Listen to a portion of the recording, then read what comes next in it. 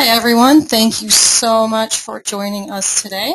You guys are having a great day so far. It's a lovely snowy day here in Boulder, Colorado, where we are presenting live to you from Leisure Trends, an NPD group company. Today we are going to be speaking about trends and sales at Run Specialty so far in the 2013 calendar year. We'll be looking at year-to-date sales from our retail track in the Run Specialty data, as well as some information on consumers and trends in consumers coming from our consumer insights and our consumer information. My name, for those of you who do not know me, my name is Liz Stahura. I'm a senior retail analyst here at Leisure Trends, and I'm going to be walking you through our today's sales overview with a spotlight on some of the key trends that are shaping Run Specialty sales in 2013. As I mentioned, we're going to use a combination of the retail sales data, our retail track, as well as some consumer insights. A little bit of housekeeping before we get started. We are recording this webinar today, and slides will also be available upon request. So while you're welcome to take as many notes as you like, don't feel that you have to. We're happy to send you a PDF copy of the slide deck.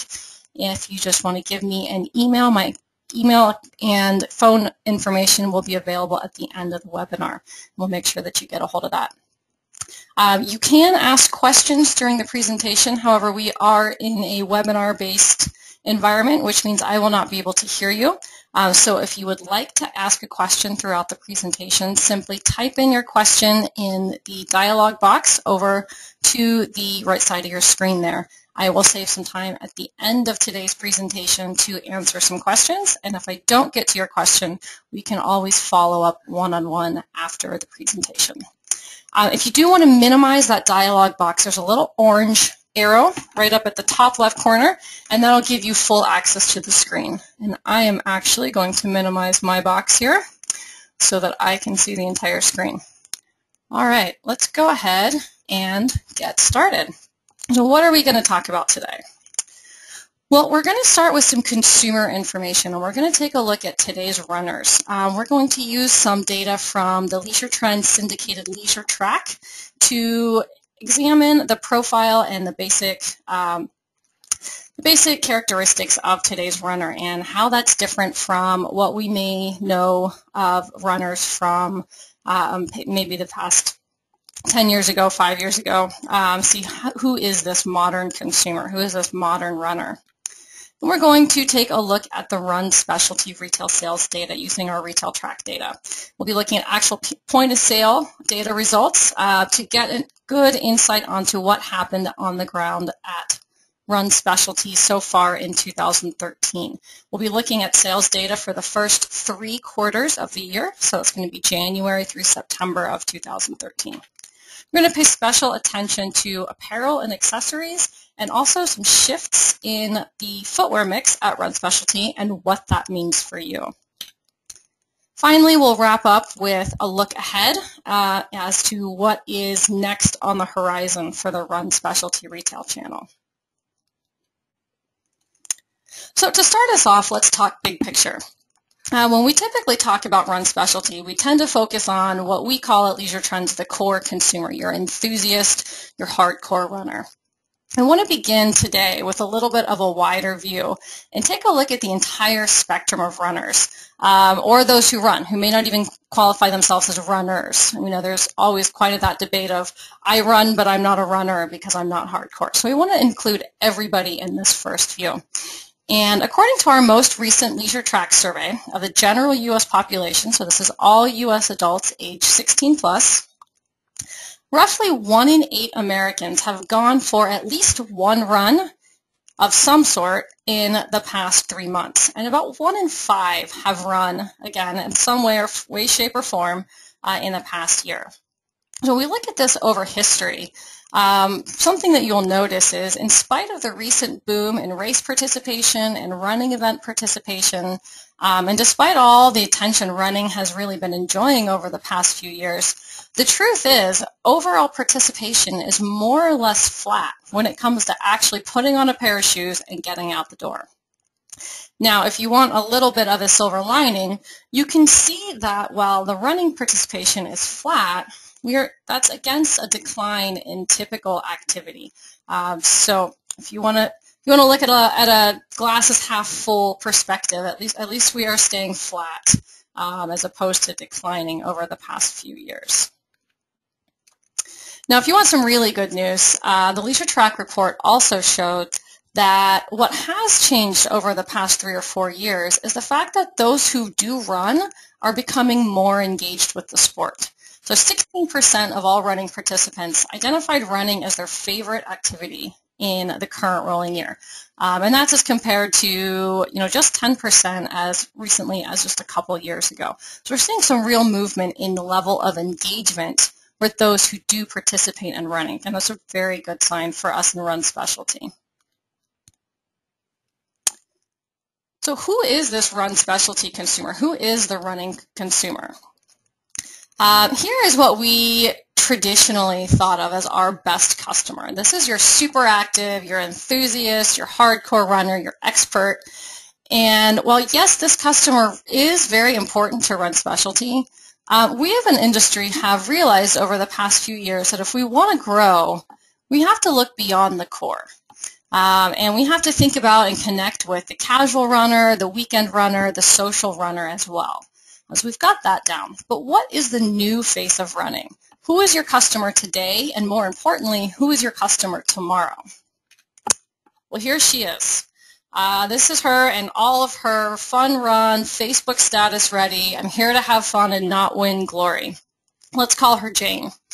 And the real question is, are you ready to connect with and engage with Jane and her friends on her level and in a way that's meaningful to her and make her once-a-year fun run event into a lifestyle?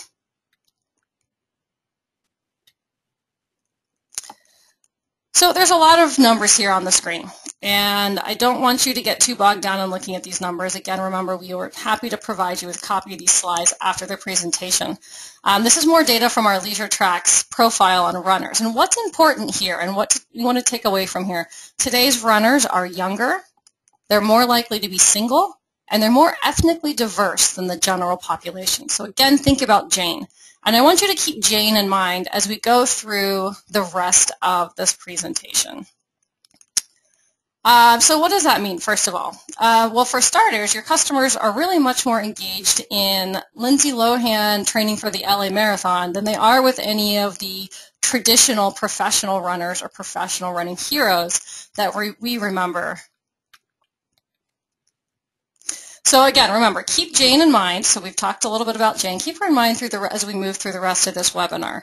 And now I want to kind of switch gears and let's take a look at some overall spending information for runners and running participants within the U.S. Again, all of this consumer data is coming from our most recent edition of the Leisure Track report. And that full report is available for purchase if you do want additional detail and an in-depth profile of the U.S. runner today. So when we look at sports recreation product spending for runners over the past 4 years, we can see that runners are planning to spend a bit more than they were at this time last year. So that's pretty good news for us overall. When we dig a little deeper, what's especially interesting is when we segment out runners by 3 groups. So enthusiasts are going to be your most frequent participants, essentially what we would think of as your typical core consumer, your traditional Run Specialty shopper and consumer. It's going to be your enthusiasts. Weekenders are going to be in that second tier, a little less engaged, a little less frequent participants, but certainly low-hanging fruit when you think about converting them into your key customer. And then occasionals are going to be those runners who don't run very often, but again, these are going to be the types of runners that provide an opportunity to convert them into more frequent runners. What's really interesting when we look at this tab is that weekenders expect to spend more than either enthusiasts or occasional runners over the next 3 months. And it should be noted that actual spending has historically been higher for enthusiasts than for the other 2 groups. And this is not just true for running, but this holds true essentially any active outdoor participation activity you can think of. We see the same trend in cycling, in hiking and snowboarding, skiing, all those types of activities. Typically, as would make sense, the more frequent participants are the ones who are going to spend the most. What's really interesting, though, here is this is fodder for the fire in regards to the importance of that new running consumer. They really do represent a pretty good prize, as is evidenced here by their intention, at least their intent to spend quite a bit more, even than the other two running groups.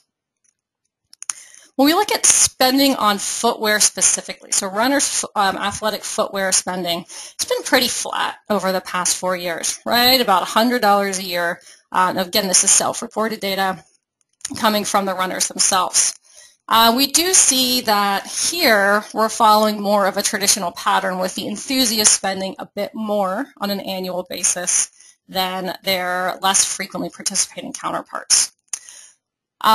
Something that is interesting to note or to consider that the average retail selling price for a pair of running shoes at Run Specialty is well over $100, and in other channels it tends to hover around somewhere around $70 to $80. So looking at those numbers, it's pretty obvious that most runners are not replacing their shoes more than once a year.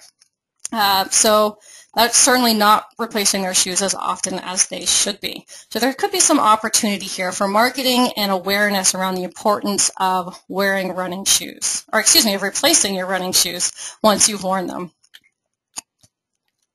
All right, let's move on to the question that is most likely on just about everyone's mind, which is where are these runners purchasing their shoes? So mirroring the trends that we see for other industries and as well as for equipment and apparel, footwear sales for runners via online retailer is really where we've seen the most significant growth since rolling year 2010. But it is also worth noting here that independent sports specialty stores, that would be your running specialty retailers, are also seeing high and significant growth in share of purchases over the years.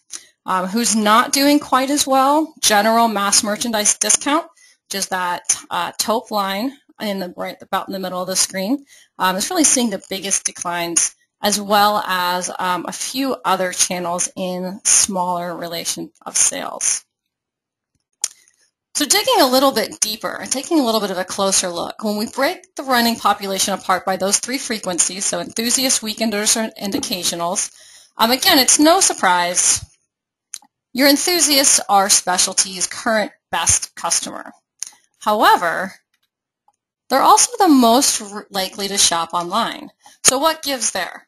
We've seen this in quite a bit of other research that we've conducted for the specialty retail channel as well. And what we're seeing here is that the expert consumer, the expert runner, is more likely to be a repeat purchaser.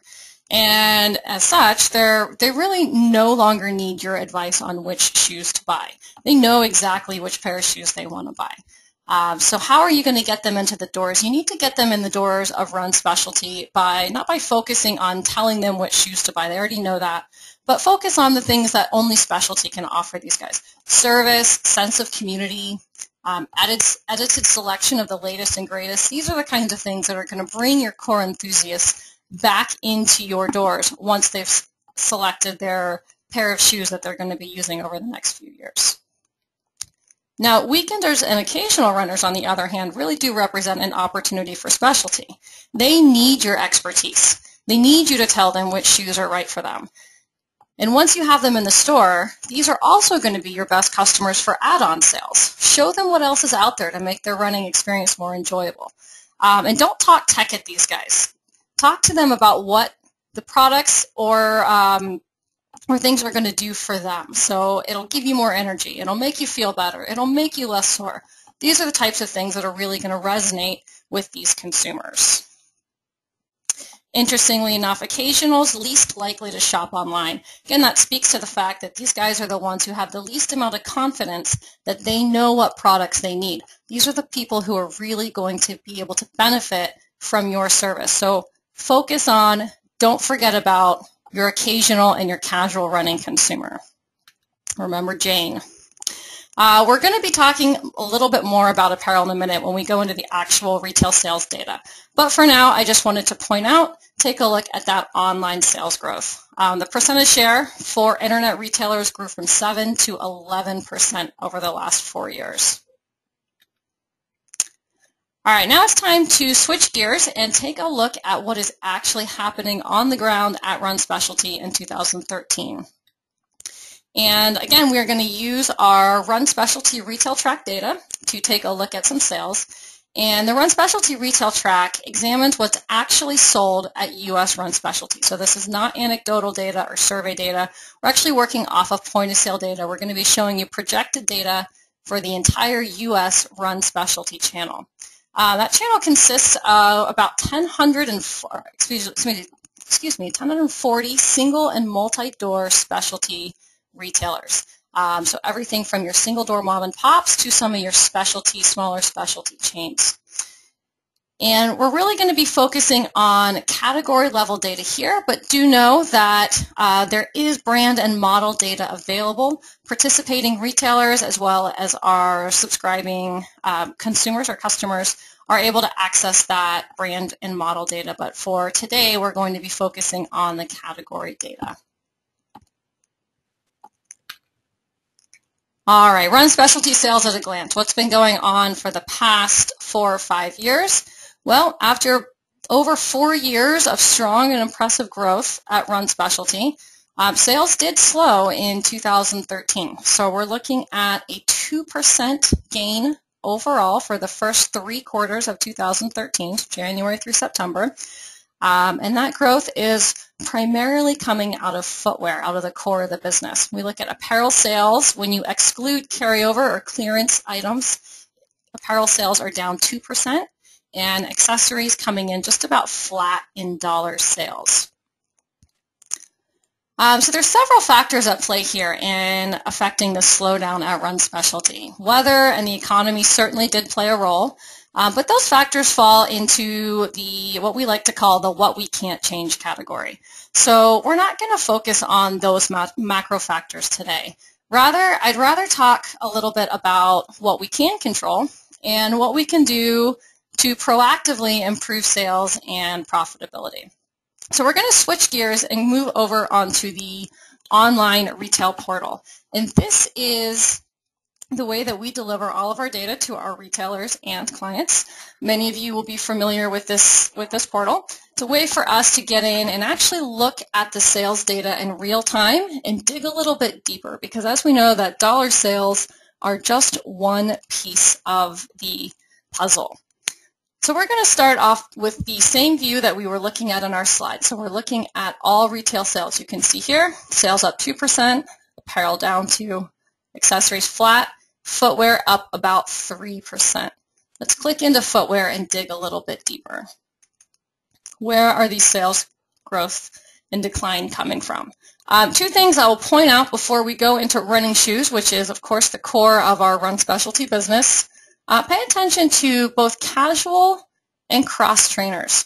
2 relatively small categories, but both seeing healthy sales in a challenging year. Both of these categories present some opportunities for some additional or add-on sales. All right, let's click into running. As we can see right off the bat, our growth in running shoes is coming exclusively from the road running category. Trail runners are really hurting. Sales down about 9% in dollars, and if we switch that over to units, you'd see that units actually down about 16%. And we'll look into this a little bit more detail in a minute, see the effect of retail selling price versus volume growth for road shoes. But even in road, you can see sales are flat when it comes to units. So looking at trail runners, want to pay attention to this category and ask yourself if we're missing a bit of an opportunity here. We are seeing sales declines for trail runners in other channels such as outdoor specialty. However, we're also seeing a much larger percent of sales coming from trail runners and a lot more volume coming from trail runners as well. 2 signs that there might be some opportunity for run specialty within this trail runner category that we may be leaving on the table. All right, as I mentioned, looking at dollar sales is really just one piece of the retail sales equation. We're going to pull out all of the various metrics that we have available to us to take a look at what I like to call an overall health of the category view. So we saw this briefly already. Running shoe units are flat, and dollar sales are up 4% on a 5% increase in retail selling price. So you see the average retail selling price for a pair of running shoes is up to $108 so far in 2013. It's pretty significant considering that it was just last year that we surpassed that $100 average retail price barrier. Margins are remaining healthy through this increase in retail selling prices, which is good news for not only the retailers directly, but it also is good news for just health of the category and health of the industry. So far, consumers are willing to swallow these price increases. We will see if there's a price threshold that these guys are going to reach to the point where they're not going to be quite as willing to spend so much for the same pair of running shoes that they purchased last year. And a couple of early indicators of some slight slowdown. We are seeing that annual turn is slowing a bit, and sell-through is down just a point to about 78%. So again, nothing too major, but certainly something to keep an eye on as we move forward into the slower selling season for run specialty. All right, let's take a look at road running shoes specifically. We're just going to filter on road, and we're going to look at the same view, so the same category view, but for the road running category. Seeing a little bit more positive indicators now that we have trail runners out of the mix. Unit sales still flat, but now they're on the positive side of flat. Average retail selling price for a pair of road running shoes is up to $110 so far in 2013. That's up another 5% from last year at this time. See dollar sales up 5%, inventory units up 5%, but we're seeing sell-through remain relatively steady. So a little bit of a healthier look there for your turns and for your movement through the category. Now, if we look deeper into your road running shoes, we can take a look at the different types of shoes. So we break out our road running shoes by stability, motion control, and neutral cushion. And when we look a little deeper, we can see that the growth is primarily coming out of your neutral cushion category, whereas both stability and motion control shoes are seeing some declines. And now there's been a lot of talk about minimalist over the past couple years, and a lot of talk about category declines in minimalist. And we're going to take a look at the overall minimalist footwear category in a minute and look a little bit bigger picture. But while we're in road shoes, I did want to point something out, which is when you look at road running shoes, minimalist shoes are not only still growing so far in 2013, they're actually responsible for all the growth in road running shoes. So something to consider when we talk about the future of the minimalist category and whether or not minimalist sales are completely over or not.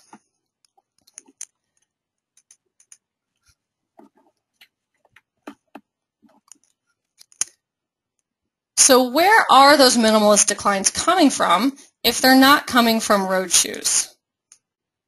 Well, let's go ahead and we're going to just nest all of the different types of shoes sold at Running Specialty. And you can see, as we mentioned, talking about those declines, as a whole, the minimalist footwear category, minimalist shoes, are down 9%. All running minimalist is down 2%. A lot of the most significant growth is coming from these auxiliary categories, and most specifically from this multi-sport category. And this multi-sport category is where we put your traditional, or what we like to call first-generation minimalist product. These are going to be primarily the first generation of the Vibram 5 Fingers shoes. Those shoes that were not necessarily built for any sort of specific use, certainly not run-specific shoes. Any shoes that are designed only as a running shoe it's going to come up here into this running category. And if we click back into run and we take a look at the shoes broken out by road, race, and trail, again, we see that minimalist road running shoes still managing to eke out a bit of a gain in 2013. And a lot of the significant declines are coming from this minimalist trail running category. So where are the declines in minimalist? They're coming out of your traditional first generation minimalist shoes, and they're coming out of trail runners. Road shoes, now while there are winners and losers on the brand side and product side within this mix, the net result is a 4% unit gain so far in 2013. All right, I want to switch gears and let's talk about apparel. When we look at apparel at Run Specialty, we are seeing the unit sales are declining. We're seeing a 4% decline in sportswear. And that's coming pretty significantly from sportswear bottoms, while sportswear tops are about flat. So if we dig a little bit deeper and take a look at exactly which categories are affecting that growth, something pretty interesting starts to emerge.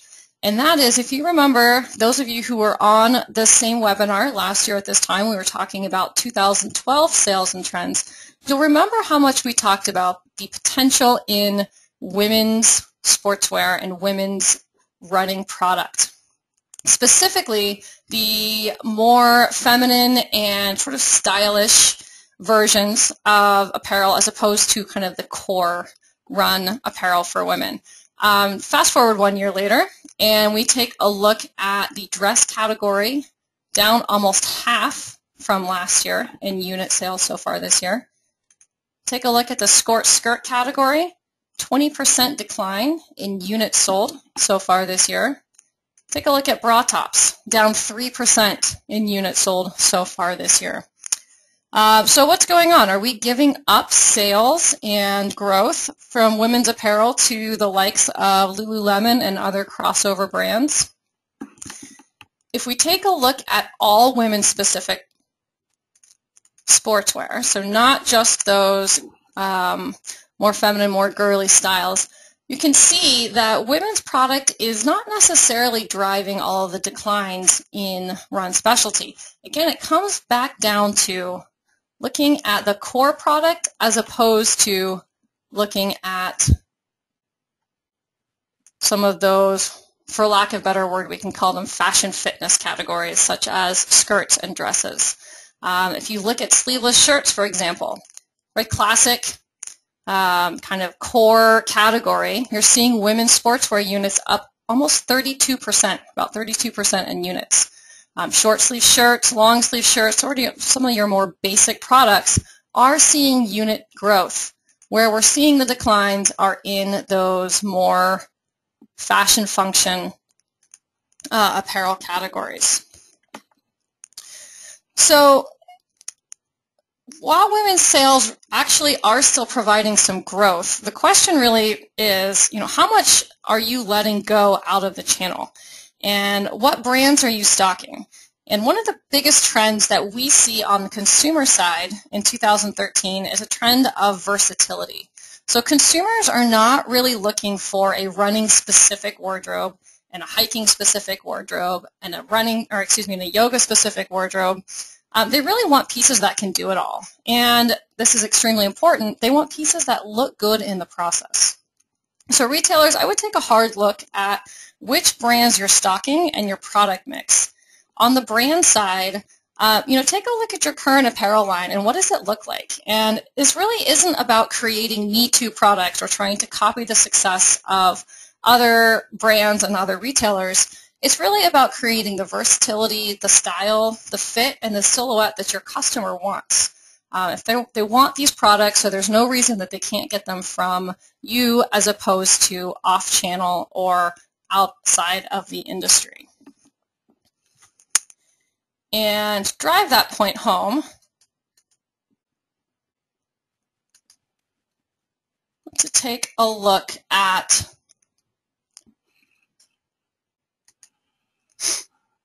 some more consumer data. And this data is coming from a study that we very recently fielded asking both general population, so both all Americans, as well as our proprietary and exclusive Most Active Americans panel.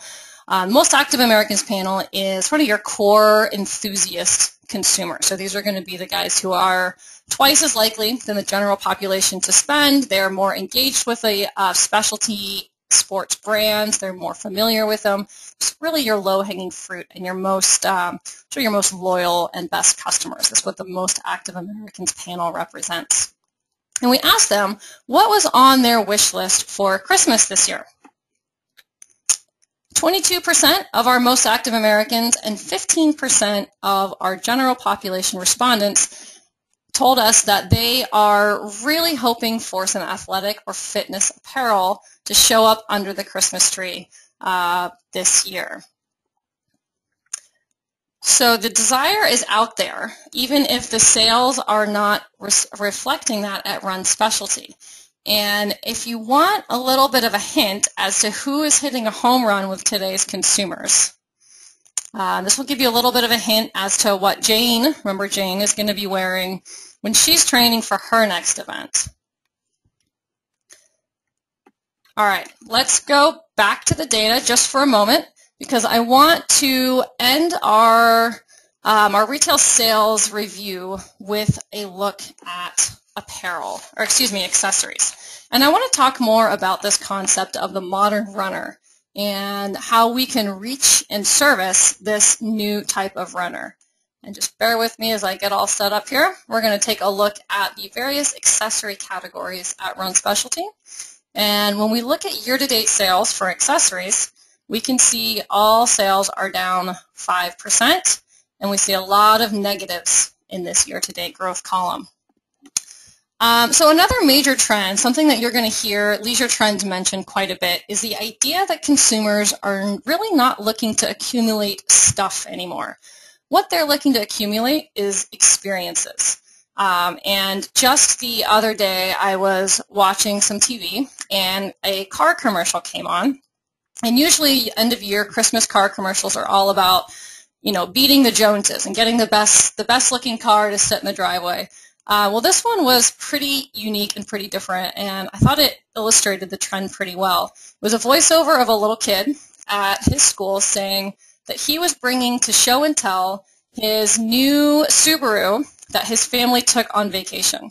And it cuts over to an extremely dirty Subaru, and it started to then cut to all these scenes of all the cool things that the Subaru enabled this kid's family to do on vacation. This is the message that's really resonating with consumers now. It's not about the car, it's about what the car can do for you. Same thing applies to our products as well. It's not about the nutrition, it's about what it's going to do for your body. So these add-on sales really aren't just going to be adding to your bottom line, they're adding to your customer's experience too. So by enhancing their experience, you're really going to keep them more engaged, not just with running, which is, of course, always the entire industry's goal, but with your specific store and with you as well. So if you can be the go-to source for Average Joe or Fun Run Jane to get all of the things that they need to make their experience better, you're going to give them not just a reason to keep coming back to the store, but you're also going to give them a reason to convert into sort of what we already know and love as our best customer, that hardcore Joe customer, that hardcore Jane. And to illustrate a couple of these opportunities that we might be missing or might be leaving on the table, let's just take a look at a couple categories here. So here's the nutrition category. For the first time since Leisure Trends has been tracking sales at Run Specialty, gels are down in unit sales in 2013. And they're not just down, they're down pretty significantly. They're down 13% in units. Now, what's behind this decline? Are fewer runners actually running with gels and looking to alternative forms of energy and alternative forms of nutrition? That very well could be part of the case. But what also is at play here is the fact that runners are most likely also looking outside of the Run Specialty channel to pick up these gels and to pick up these products. Again, they're looking at them as a commodity and not as something that they need to go into a Run Specialty store to pick up. So how can we combat that? We combat that by selling these runners the experience and the service. Again, when you're selling the pair of shoes, you want to think about that holistic approach to the runner. Think about everything that they might need and actively work on getting these add-on sales increased. One more example that I want to bring up, and this one might be a little bit more relevant to specialty specifically, because when we look at this category, pods and fitness trackers, this is a category that's extremely small at Run Specialty, and not only that, but it's dropping in sales significantly. It's down double digits from last year at this time. This is a category that is exploding in other sports specialty retail channels, such as outdoor specialty. And so now this isn't a case of you going up against the grocery stores and the Whole Foods of the world, who might have bigger distribution and group discounts and bulk and all of that. This is really an opportunity that Run Specialty retailers are leaving on the table here. This is a category that's exploding. This is a category that appeals to the casual runner. These are products that are not as expensive and not as complicated as your traditional heart rate monitors and wrist instruments. These tend to be less expensive. These tend to be more entry-level products, and they're selling like hotcakes in other retail channels. This is a huge, huge opportunity that as of right now, Run Specialty is just leaving out on the table for other retail channels to pick up.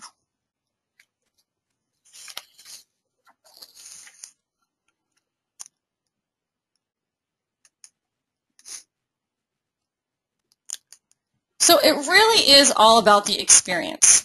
And the experience, as we talked about, is about the holistic selling approach, but it's really also about the shopping experience at retail. So this just isn't going to cut it anymore for Run Specialty retail. We really need to focus on giving our customers an experience. We need to think about creating a vibe, creating a exclusive environment that the shopper wants to come back to, that wants to return to, that offers more than just product. This is going to be offering, again, it's really all about that experience. This is something that Run Specialty retail has a huge advantage and a huge leg up on other retail channels, and we really want to play to our strengths on this particular aspect. All right, so everyone keeps asking, what's next, what's next? We're all looking for the next big thing. What's going to help us moving forward to increase sales and get out of this little bit of a slump that we're seeing at Run Specialty? But as we talked about earlier, we really want to make sure that we're maximizing sales on the current trends and make sure we're not losing ground by losing focus. Right now, there's potential that we are losing ground on the stylish or the modern runner, and really don't want to write them off, even though they might not be what your traditional consumer looks like. As we've seen, they represent not only sort of the future of where running is going, but they represent a pretty sizable percent of the population right now and sizable percent of the opportunity right now. Again, you can see sleeveless shirts. We're still doing okay with the core, still keeping that pretty steady. And then in minimalist footwear. So let's talk a little bit more about minimalist. Last year at this time, sales were still on a streak, up 20% for all footwear and up 38% when you look specifically at running shoes. And as we looked at a little bit earlier, overall minimalist sales are dropping, so down 9% so far this year, while running shoes down 1%. So is the category dead? Is it time to bury it and move on? Well, let's take a little bit of a historical perspective first. And this slide is something that you folks have probably, those of you who have watched multiple Run Specialty webinars over the years, have probably seen this slide several times. This is giving you some historical perspective of the percent of total shoes sold that came from minimalists, so not just running, this is going to be all shoes, at Run Specialty, and then the percent sold at sporting goods chain of the fitness product. So really looking at a little bit of an apples-to-apples perspective. This starts with January 2008. You're seeing monthly sales all the way through to September of 2013.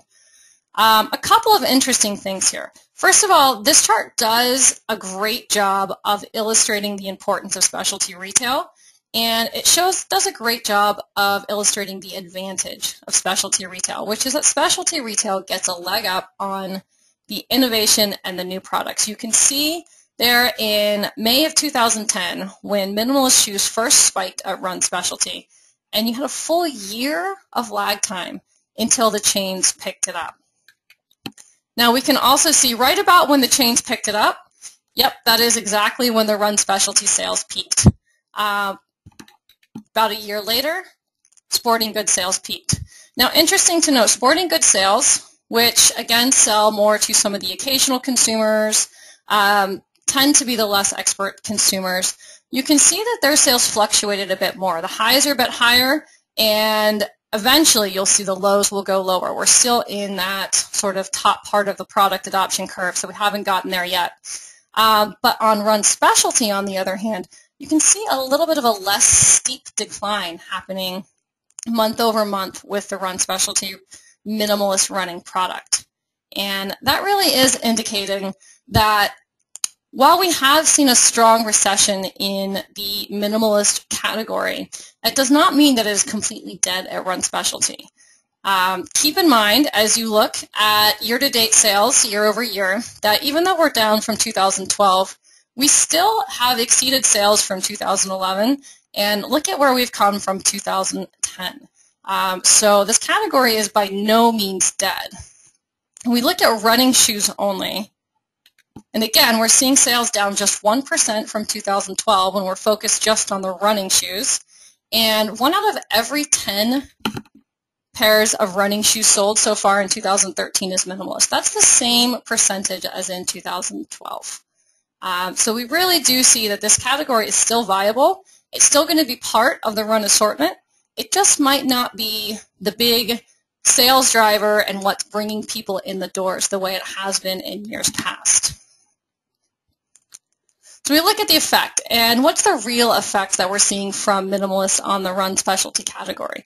Well, one of the major effects we've seen is it has shifted the way consumers think about running shoes in general. So not just minimalist, even those who aren't going full minimal, who want a little bit more cushioning, a little bit more stability, a little bit more shoe, there's still a movement towards a more stripped down product regardless of where the runner falls on that spectrum. You can see that our motion control is almost completely exited the Run Specialty retail channel. It's not to say that those sales are not still happening, they're just not happening in this channel. And pretty important to note, sort of a bit of a milestone, as you can see in the very end of 2013, or the end of Q2 in 2013, we are seeing that neutral cushion has finally overtaken stability as the most frequently purchased category of road running shoes. So it's something that has been kind of on the horizon for quite a while, and we finally have reached that tipping point where neutral cushion is accounting for more pairs sold than the once reigning category of stability shoes. So it's a pretty big and momentous shift in the overall footwear mix. And so what we're seeing, these are really, this changing dynamic is really causing a shift, not just in the way that retailers stock shoes, but in the way that consumers think about purchasing shoes as well. And this is one of the positive effects that's come out of all of this minimalist trending, which is, while there still are different types of runners who need different types of shoes, what this minimalist trend has done, and one of the lasting effects, is that it really brought the idea of the importance of the proper running shoe back into the forefront. Again, this is really where specialty shines. This is a huge plus for the specialty channel. Specialty brands and retailers alike really should be capitalizing on this increased awareness. Your customers really need you to tell them which shoe is the right shoe for them. And you know, while you have their attention, while you have them in the store figuring out which is the proper shoe, why not help them enhance their entire running experience at the same time? You know, make them feel good, make them look good, and make them have fun when they run, and they're going to be coming back into your stores. On the subject of stocking, let's take a quick look at sales versus inventory. And this is always the question, do you have the right mix of products in your back room and on your shelves?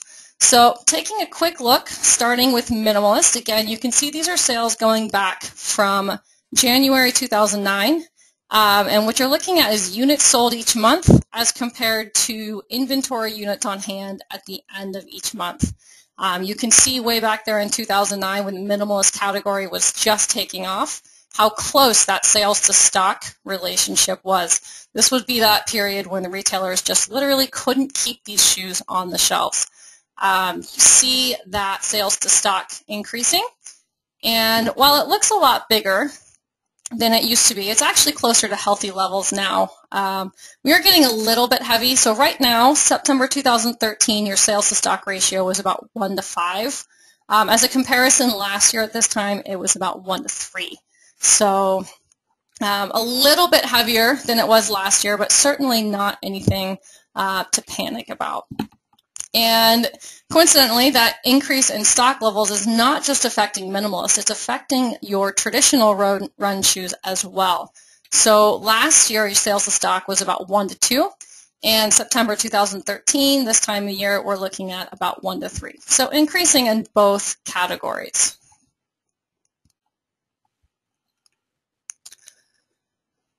All right, so we've taken a look at what's happening at retail right now. We've taken a look at some product mix and some opportunities that are on the table today. But what's next? So this is aside from, kind of your current stuff, which is optimizing your core categories, really focusing on enhancing the customer's experience and selling more than just the shoe. Where can we capitalize on some new opportunities? And on this slide, you're going to see some tidbits and food for thought from our Run Specialty Retail Relations Manager, Ben Pickle. And Ben Pickle is a run industry veteran and an absolute expert on run specialty retail. So these are things that he sees as some of our potential growth opportunities looking forward to the rest of 2013, 2014, and kind of even beyond that. So Ben will be at the running event in a couple weeks, and I really encourage all of you retailers and brands as well, whether you're on the panel or not, to seek Ben out and ask him about some of these new trends. He is a wealth of knowledge, and he loves to talk about this stuff. So definitely get a hold of Ben, and we can talk about some of these more exciting things that are to come. Couple things to point out. We've talked a little bit about that trail running market. There really is some opportunity there. All of these run events, the Warrior Dash, the Spartan Races, the Tough Mudder, they're not really belonging to a specific retail channel yet. There's no reason why Run Specialty can't own those types of adventure races. And again, we talked a bit about minimalism. We don't see that category disappearing. So while you might want to rethink the way that you market it or how exciting that category is going to be as far as bringing new customers in the door or driving them into the door, it's still going to be a staple category. And then again, of course, we want to think outside of the traditional run consumer and looking ahead to some new brands and technology, and see Ben Pickle for more on that. So final thought to leave you all with. Whether you're a brand or a retailer or any kind of other industry affiliate, if I could sum up the biggest and most significant shift in running today and really our single biggest opportunity to grow and thrive as an industry, it's all about the experience. And it's all about embracing the runners who are in it for fun, not fast. So if we can make Average Joe and Fun Run Jane feel like they're part of the Runners Club and bring them into the fold, we see a lot of opportunity for growth. So that is where I'm going to leave it today. And we're going to get into some question and answer session here for you folks. And I'm just going to bring up the online channel, or excuse me, the online portal, just in case your questions have to do with digging into the data, and we can do a little bit of question and answer in real time.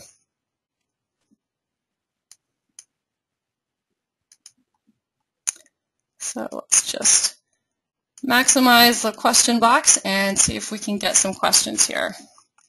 So the first question, are outdoor stores such as REI, Midwest, and Midwest Mountaineering considered run specialty? Really glad you asked that. The answer to that is no. We do not consider those retailers to be run specialty retailers. So when we think about run specialty, we think about your real traditional running retailer. Someone like Boulder Running Company here in Boulder, Salt Lake Running Company, Bob Ronkers. Those are the types of retailers that we're talking about.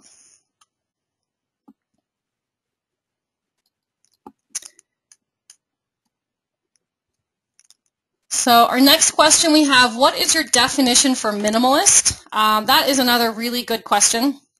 And the definition that Leisure Trends uses for minimalist is based on some really, really general parameters, and then more often we revert to manufacturer-defined categorization.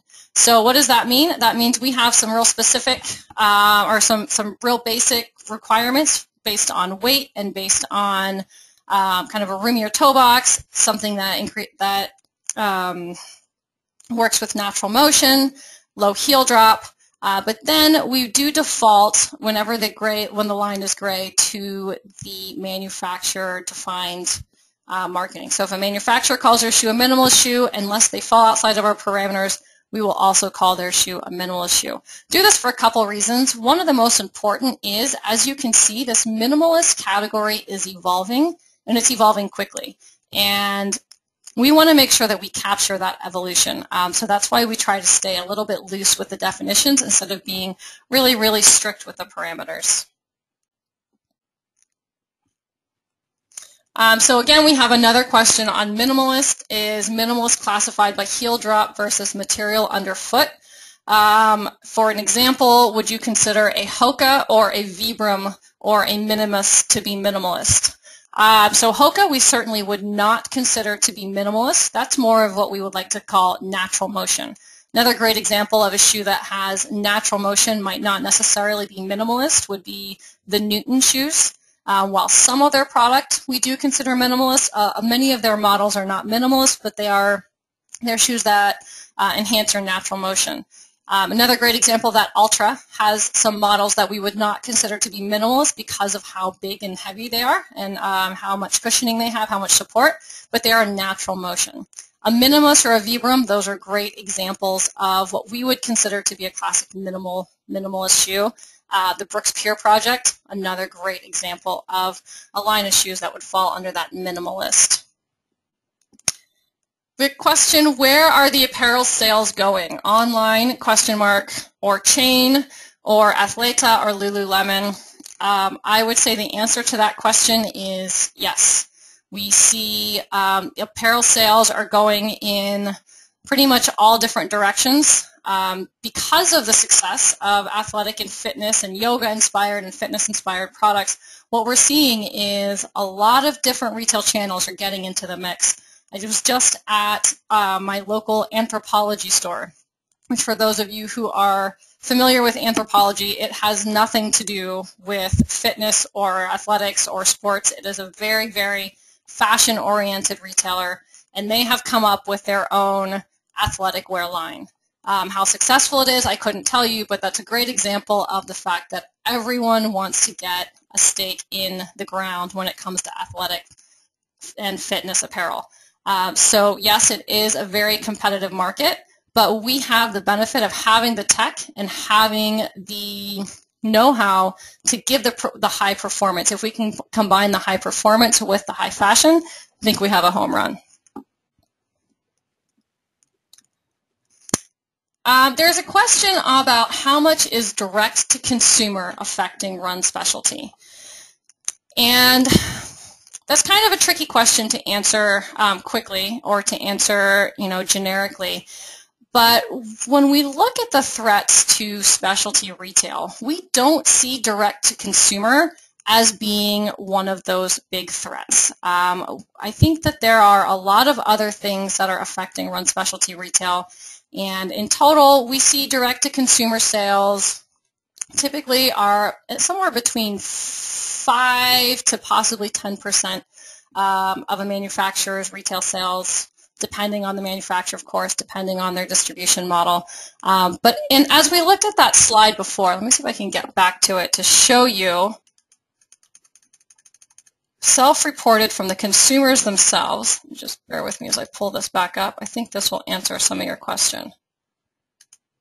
All right, so if we look at this slide here, and we have an actual online via manufacturer, you can see that that's about 6% of the enthusiasts' sales of footwear, they say comes from online from manufacturers. Weekenders, it's a little bit higher, and then back to occasionals, it's a small percent. If you look at apparel, those numbers, which are in that report, which you can purchase, are even smaller, quite a bit smaller, in fact, than that 5% and 6%.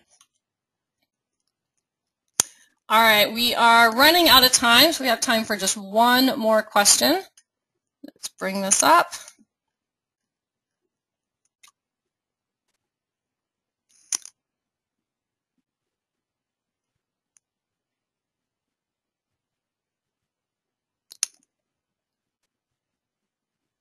And we had a question, what do you see for the trends in the sock category? I think that's a really great spot to leave because it is one of the accessory categories that we didn't mention during the presentation. So let's just take a quick look at socks, which are, when we look at the unit sales in flat, and in the year-to-date you see units are flat.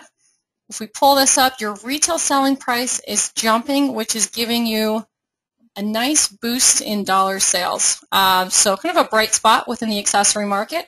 And you can see that with 9% growth in dollars, retailers are clearly on board with this increased trend. You see the units on hand up about 11% going into the holiday season, which is really great news and indicating a healthy sales category, margin percent staying very, very steady. You've got sell-through dropping just a bit, but since we're heading into the gifting season, we're imagining that a lot of retailers are stocking up and getting ready, so that is pretty expected for this time of year to see that sell-through come down just a little bit as in the inventory units come up just a bit, as I said, as retailers get ready to kind of push through that gifting season. All right, folks, if I didn't have time to answer your question, please do feel free to follow up with me individually.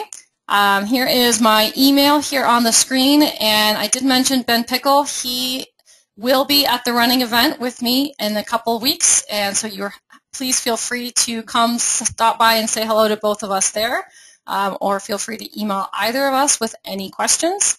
And again, if you'd like copies of the slides or a recorded version of this webinar, you can reach out via email.